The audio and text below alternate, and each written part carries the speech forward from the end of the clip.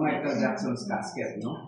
It's a 48 ounce with a 24 color gold plating. If you notice here, the materials used for this kind of casket is exactly the materials used sa Statue of Liberty.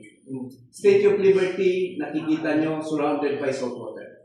How many years has it been there? Walang corrosion. It's all free from all the mga waste lahat. No?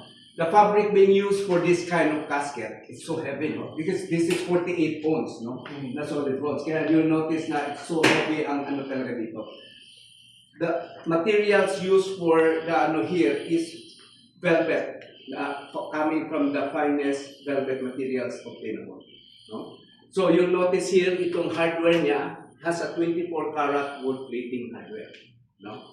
Kaya nga, yung price nito, so with the kind of service, you can check for yourself sa internet, yung price nito, yung complete entourage nung ano, that's the price na ano sa States, na napakalayo yung pricing natin dito. Sir, dito sa Philippines, may bumili na sa inyo ng ganyan? Merong isa sa Visayas area. There's Isa pa two. lang. Two. Dalawa. Yeah. Okay, dito sa Luzon, wala pa. Wala pa.